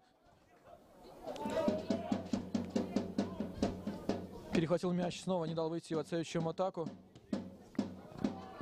Все, скорее всего, даст защитник Ивацевичу мячу уйти. Нет, но значит, это зря. Вот они завозили, сейчас могут потерять. Вопрос, что будет.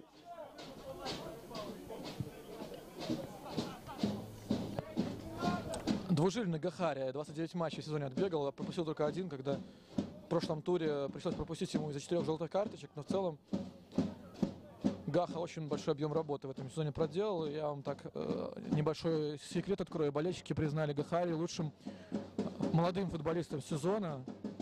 И получит он именно от болельщиков такой подарок, сертификат на покупку бус в магазине нашего партнера Буса Бай. Вот так болельщики решили отблагодарить Гахарию за вклад его в выход в первую лигу.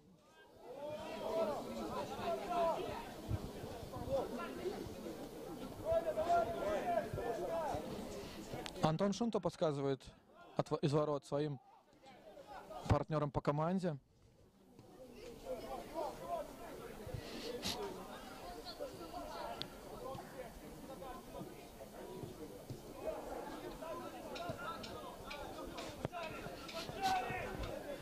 Помогает Прохачев Ходневичу. Мяч здесь уже у Крумкачева. Ох, что это было за передача? По-моему, показывает вратарь замену, да? Просит.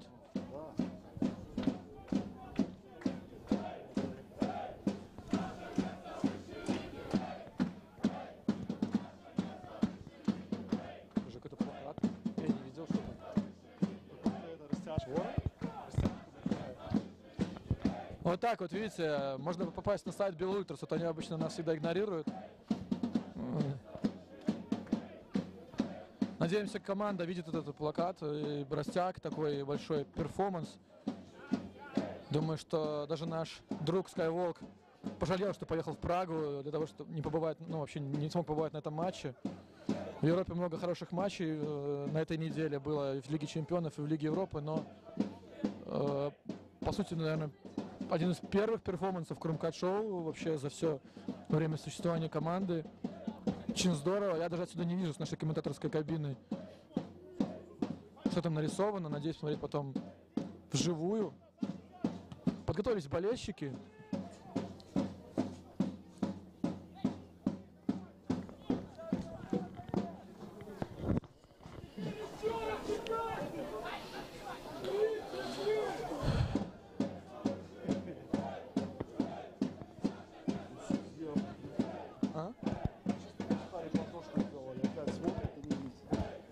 Замена вратаря у наших соперников. Давайте пожелаем здоровья игроку, который вот покидает поле.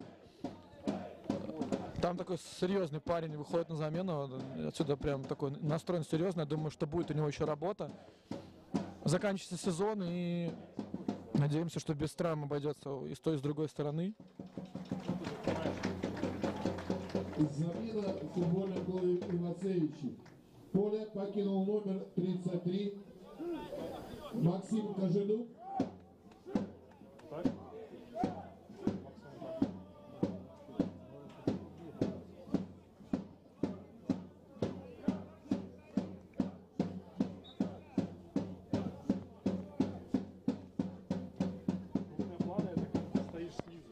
Последняя игра много было таких планов. Потому что как бы ты стоишь, а когда ты по-другому, допустим, у тебя общий план лучше, но ты не можешь как бы, ну, потому что надо высоту постоянно. А когда ты меняешь высоту, план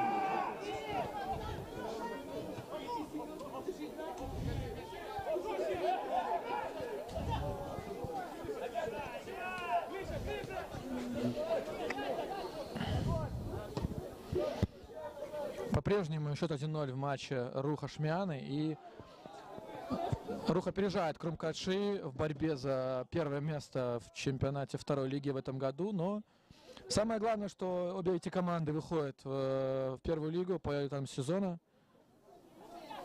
Хороший футбол продемонстрировали эти команды на протяжении всего сезона во второй лиге. Было много побед и разгромных побед. Упорные матчи, интересные для болельщиков, состоялись и в Бресте, и в Минске. И уж точно обе команды будут стараться порадовать своих поклонников и в следующем году, чтобы не затеряться на первой лиге, потому что там уже совсем другой уровень будет, конечно, сопротивление. Там и Белшина ждет, и Лида, Орша, ЮАЗ, Житковичи. Белшина вообще с таким составом, многие эксперты говорили, что должна играть в высшей лиге, просто потому что все позволяет это сделать. Инфраструктура известная, 2 стадиона у команды. Ну, видите, как бы это не решает. Он, Энергетик, вполне заслуженно в этом году завоевал право играть в высшей лиге, и в следующем году команда Юревича будет очень интересно посмотреть. Но еще есть такое понятие, как лицензирование. Я думаю, с Энергетикой проблем с детскими школами уж точно не возникнет. Как правило, всегда есть пара команд, которые не с первого раза проходят лицензирование.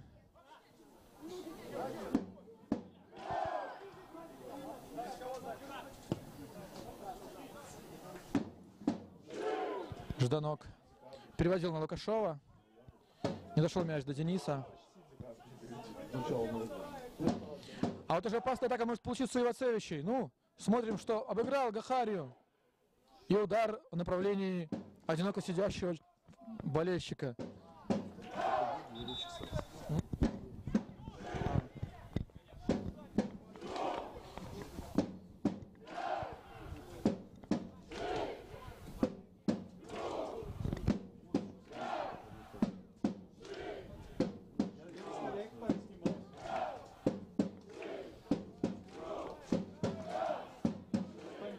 Замена в команде Ивацевичи.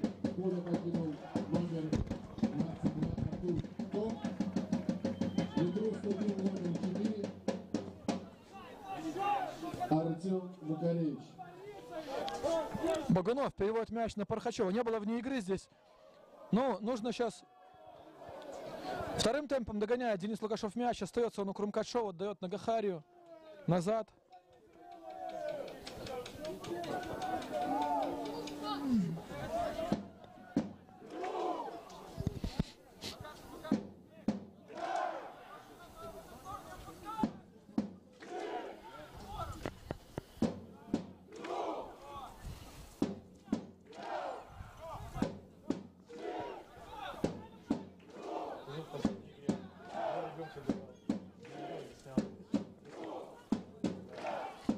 Просто в регламенте соревнований здесь они предусмотрены в регламенте соревнований. Их нахождение на футбольном матче не регламентировано ничем. Алло. Так. 15 минут основного времени остается у нас в матче Крумкачи и Ивацевичи. Вороны ведут 2-1 после автогола и гола Дмитрия Жданка. Надо третий забирать. Давно пора. Ни разу не требовал его потребовать.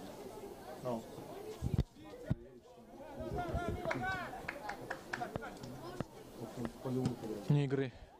Вне игры был момент передачи Балины на Ивацевичи. Выглядит примерно так же, как они выглядели в матче первого круга, когда Крумкачи победили в гостях 4-0, но там лучше было с реализацией у Крумкачев. А здесь как-то моментов поменьше. Ну, и Ивацевич играет примерно так же. А много сравнительно владеет мячом. Нужно передачу отдавать. Все, не бегут. Очень здорово, на самом деле, Лукашов поборолся, но немножко не хватило для того, чтобы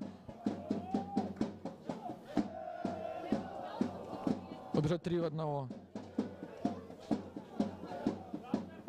Пархачев не дает возможности 23-му номеру пройти по флангу и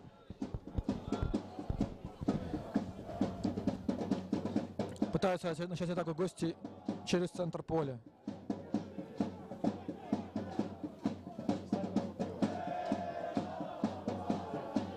Гахария просто обошел человека и обижал его по радиусу.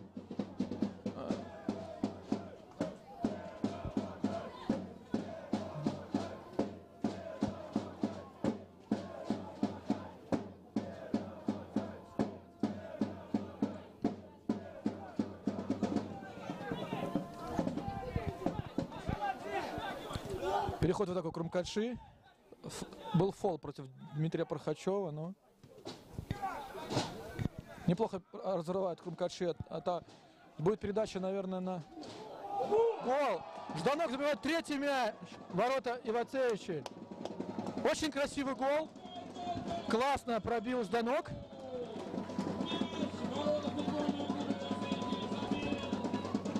На всех показывает. Что будет делать? А кому?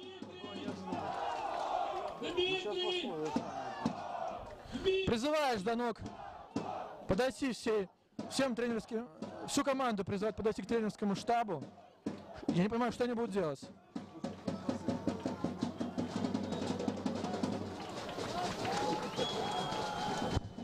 Отмечает команда вместе с тренерским штабом. И дети на поле. У нас дети на поле выбежали, нужно сейчас их забрать оттуда.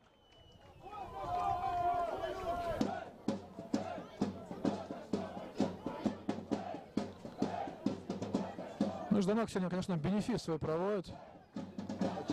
Очередной, да. Два мяча.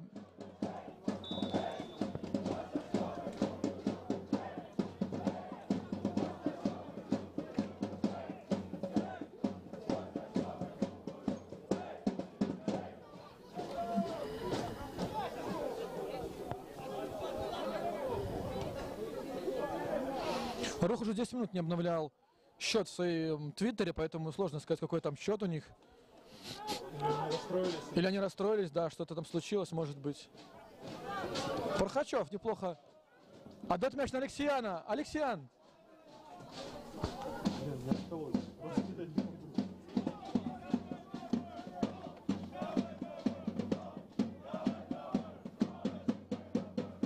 Мяч у Пархачева.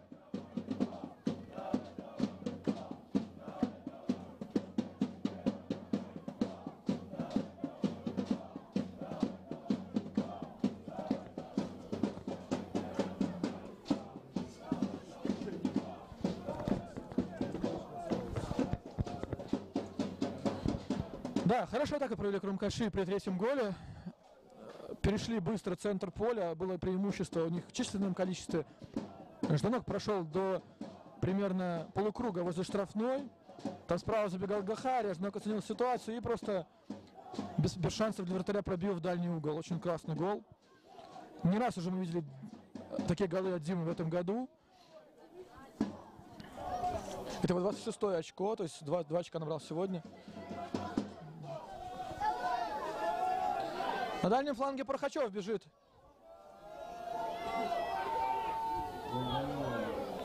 Но Богунов уже совсем хотел. Получается, прикольно сейчас атака выглядела.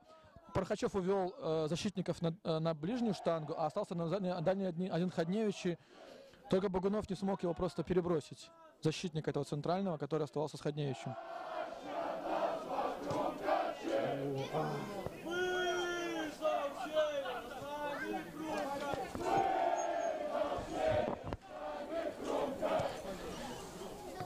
Смешно видеть.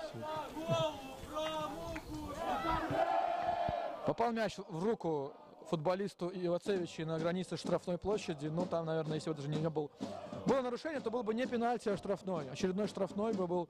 Но арбитр пожалел гостей, посчитал, что просто попал, нашел руку, а не наоборот. А не игрок сыграл рукой.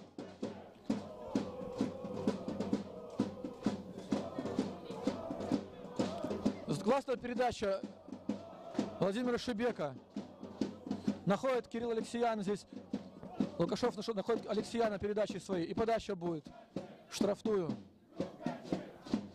Что наши эти радиоуправляемые передачи сегодня не точны с флангов.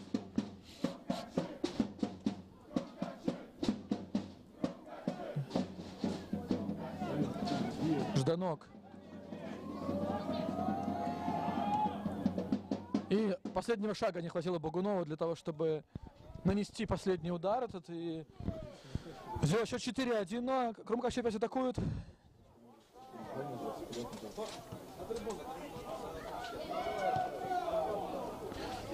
Жданок бьет, хочет третий забить Ждан и пробивает левой ногой немножко неточно.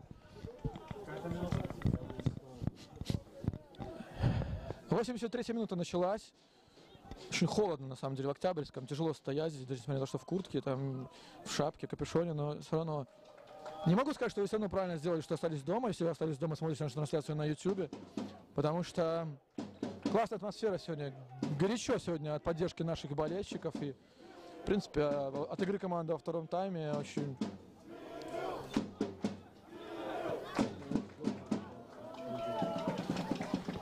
Кричалку в честь Филиппа Иванова заводят наши болельщики, потому что приехал Фил поддержать свою бывшую команду. Хорошая передача здесь. И были Шибека просто... Сколько раз он уже так вот выгрызал мяч в этом за 30 туров.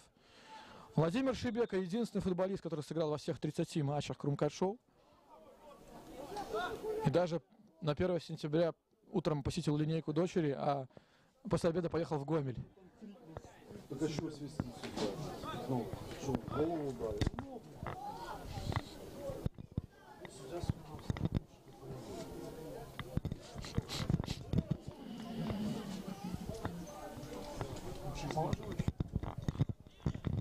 Нет.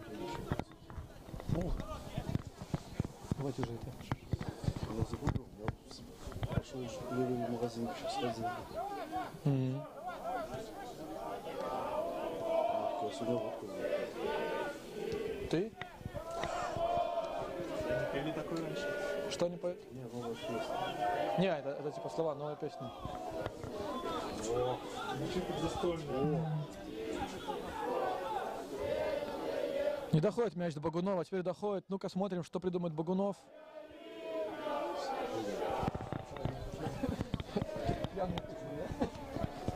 Затягивают болельщики новый чант, который только для этого матча подходит. Это песня «Вторая лига, прощай» на мотив «Goodbye, Америка».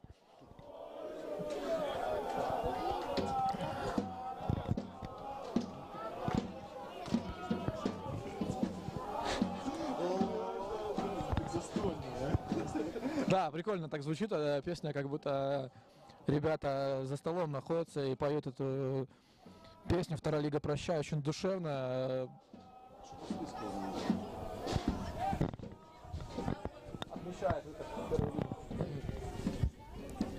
Ну что, вмещает Ярослав Богунов, Былина отошел, забить Богунов, либо отдавать пас на Былину. 85-я минута у нас.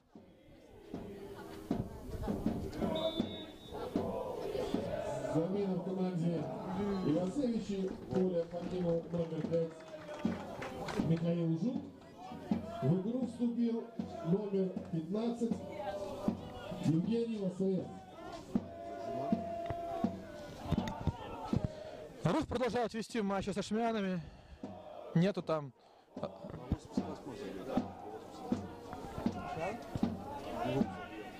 Может быть. Антон Шунтой призывает Крумкачева не расслабляться, несмотря на то, что 105 минут основного времени, меньше даже уже. Не хочет он пропускать второй мяч. Уже хватит ему.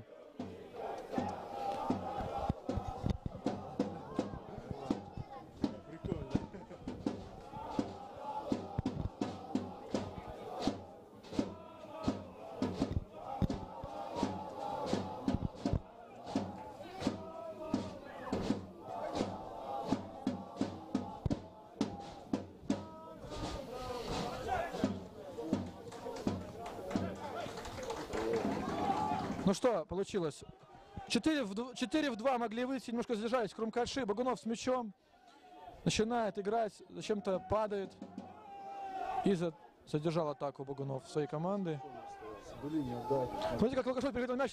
Денис Лукашов с мячом. Ох, сам уже хотел забить. Лукашов сильно ударил поворотом.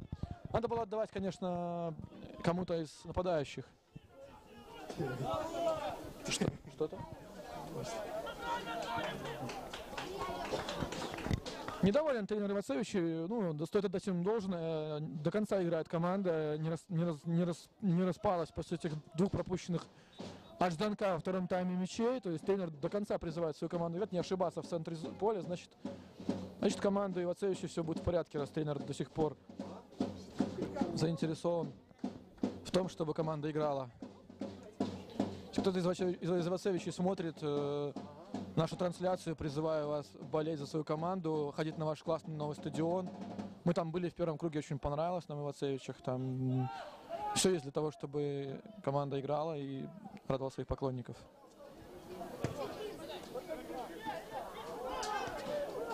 И Антошка делает просто сейвище.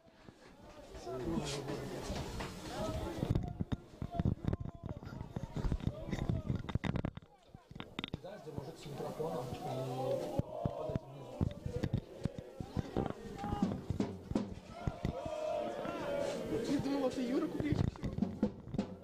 Нормально работает.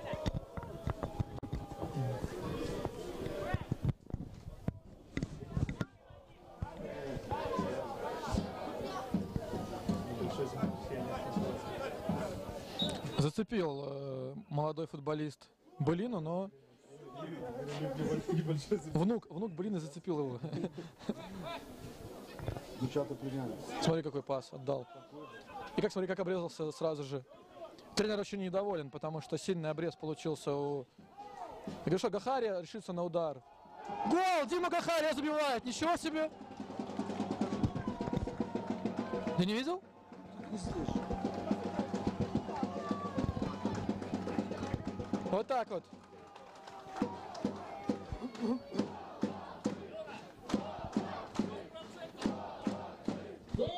Там без изменений. Здесь счет пишут. А? Счет. Нету счета. Не, ну не писались. Нет, гол покажи какая. Ну холодно, потом посмотрим. Просто пробил в ближний угол. Дмитрий! Дмитрий! Дмитрий!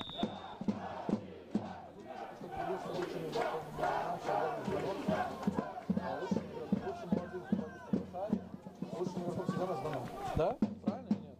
Наверное. Зачем это? Потом объявишь в это. Когда? Когда В матч сетке. закончится? Не, в сетке объявишь. Думаешь? Нет, я побил сейчас. Да?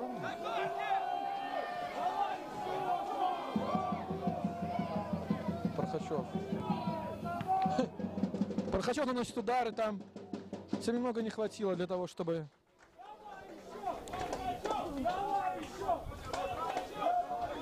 Шагахария творит, посмотрите.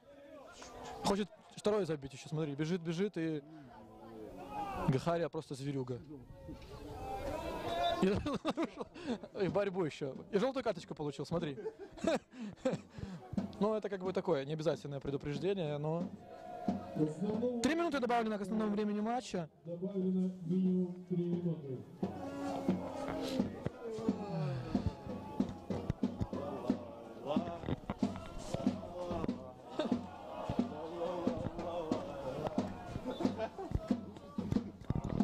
Надо было с собой. Вот так вот, сейчас стало 4-1. После того, как Дмитрий Гахария точно пробил.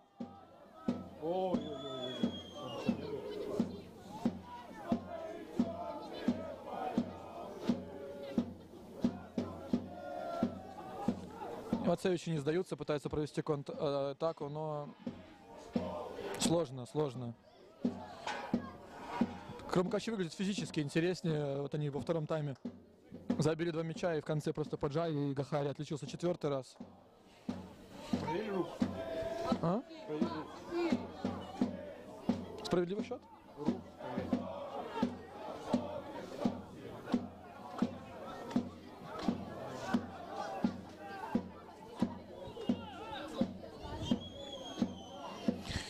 В 89 минут сыграли в Бресте Рух и Ашмяны. Там счет по-прежнему 1-0 в пользу Руха. Следовательно, все мы сейчас болеем за Ашмяны.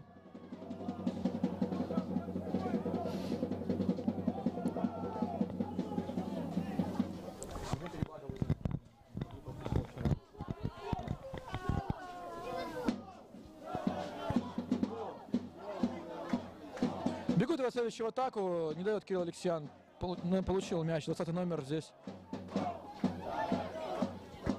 Неплохо, много футболистов в красном, штрафной Антона Шунто и совсем неточный удар. Заканчивается матч у нас. В первом тайме Сойота забили Ивацевичи, потом сравняли гости счет. Так закончился первый тайм. Во втором тайме 2 мяча Дмитрия Жданка и гол Димы Гахарии принес крумкачам победу с счетом 4-1. И второе место в чемпионате второй лиги в этом году. На 1 очко отстали крумкачи от Руха. Сложный был сезон, несмотря на то, что много было победных матчей у крумкачев, но да, тяжело было догнать Рух. Были шансы у Крумкачева занять и первое место, но самое главное, что команда выполнила задачу на сезон. Порадовала болельщиков, очень много людей поддерживало команду. Не только в Беларуси, но и за пределами. Очень много нам писали в интернете.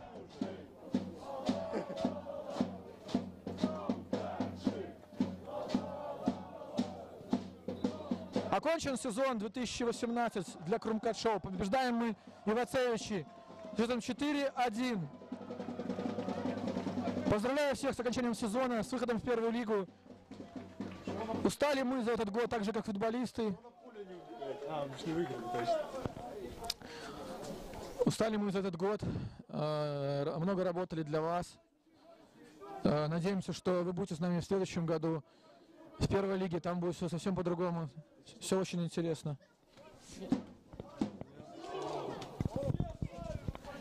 Я, наверное, уже микрофон положу, так что посмотрите, просто насладитесь атмосферой победы вместе с нашими болельщиками и командой.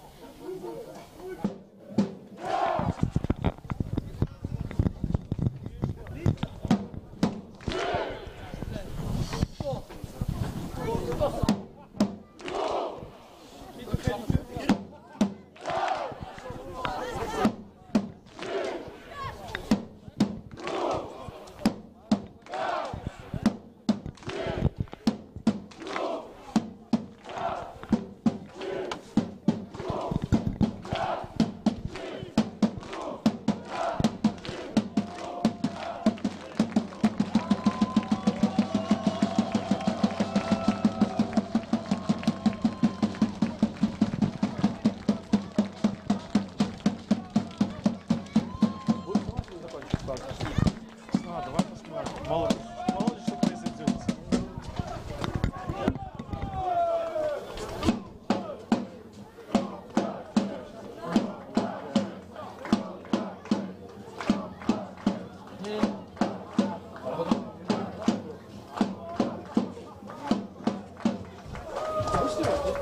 Да.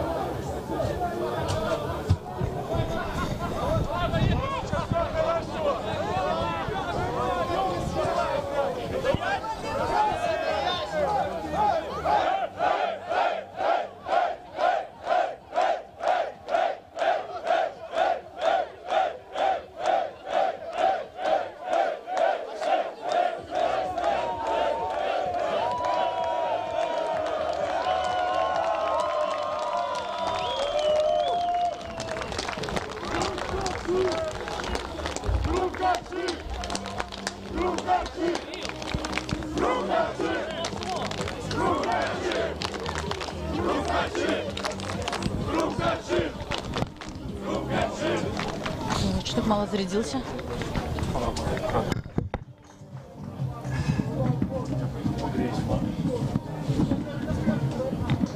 Даша, снимай.